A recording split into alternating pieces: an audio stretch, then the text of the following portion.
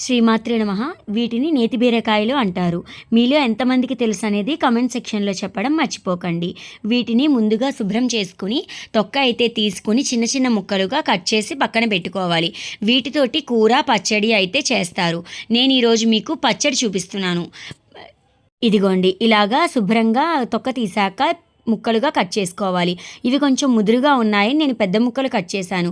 కూరకైతే మరి కాస్త చిన్న ముక్కలు చేసుకోవాలి. వీటికి పోపు దినుసులు శనగపప్పు, మినప్పప్పు, జీలకర్ర, నూపప్పు, ఎండుమిర్చి. ఇదిగోండి, ఇంకొక బాండీలో నూనె వేసి ఆవాలు, జీలకర్ర, పచ్చిమిర్చి వేసి ముక్కల్ని తరుక్కున్న బీరకాయ ముక్కల్ని పెట్టి వేయించుకోవాలి. కొంచెం పచ్చివాసన పోయాక మూత పెట్టి మగ్గించుకోవాలి. ఈ ముక్కల్లోంచి అయితే నీరు అనేది బాగా వస్తుంది. కొంచెం ఇంగువ కూడా వేశాను నేను, టేస్ట్ అనేది బాగుంటుందని. ఇదిగోండి, ముక్కలు అయితే వేసేసి పసుపు వేయాలి. ఒకసారి బాగా కదిపి పసుపు వేసి మూత అనేది పెట్టేస్తే మనకి బీరకాయ ముక్కలు బాగా మగ్గిపోతాయి. లేతకాయ అయితే కూర చాలా రుచిగా ఉంటుంది. ఇదిగోండి, పక్క శనగపప్పు, మినప్పప్పు, నూపప్పు మరియు జీలకర్ర, ఎండుమిర్చి, కొంచెం ఇంగువ వేసి వేయించి పెట్టుకోవాలి. కూరకు కూడా ఇదే కారం వాడుకోవచ్చు. మామూలు బీరకాయ కూరకు కూడా ఈ పొడి అయితే వేసుకుంటే చాలా రుచిగా ఉంటుంది. ఇది కొంచెం దోరగా వేగాలి.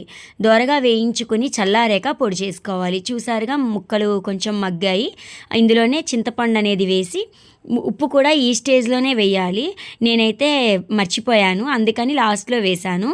ఉప్పు వేయడం వల్ల ఏంటంటే ముక్కల నుంచి నీరు అనేది బయటికి వస్తుంది. కార్తీక మాసంలో ఉల్లి వెల్లుల్లి తినకూడదు కాబట్టి ఇలాగ చేసుకొని పచ్చడి లేదా కూర కనుక చేసుకుంటే చాలా రుచిగా ఉంటుంది. చాలామంది ఉల్లిపాయ లేకుండా కూరలు ఏమి రుచి ఉంటాయి అనుకుంటారు. అలాంటి వాళ్ళు ఒక్కసారి పచ్చడి కానీ కూర కానీ ట్రై చేస్తే ఎప్పుడూ ఇలాగే వండుకొని తింటూ ఉంటారు. ఇదిగోండి, బాగా మగ్గిపోయింది కదా, పోపు దినుసులు కూడా వేగిపోయాయి. ఇవి చల్లారాక ఉప్పు అయితే వేశాను మిక్సీ జార్లో. వీటిలో కూడా ముక్కలకి ఉప్పు అంటుతుందని చెప్పి ఇందులో కాస్త ఉప్పు అయితే వేశాను. ఇవి రెండు బాగా చల్లారాక మిక్సీ పట్టుకోవాలి. ముందుగా పోపు దినుసులు పొడి అయ్యాక బీరకాయ ముక్కలు వేసి మిక్సీ పట్టాలి. పచ్చడి అంతా రెడీ అయిపోయాక పైన తాలింపు వేసుకోవాలి. ఇదిగోండి, కొంచెం నూనె వేసి ఆవాలు, జీలకర్ర, ఎండుమిర్చి, కరివేపాకు, ఇంగువ వేసి తాలింపు అనేది వేగిపోయాక పచ్చడిలో వేసుకోవడమే.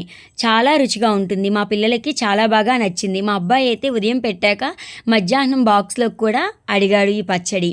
ఇదిగోండి, పోపు అంతా వేగిపోయాక ఎలా ఉందో కమెంట్ సెక్షన్లో చెప్పడం మర్చిపోకండి. మీ ఫ్రెండ్స్ అండ్ ఫ్యామిలీకి షేర్ చేయండి. Thank you for watching.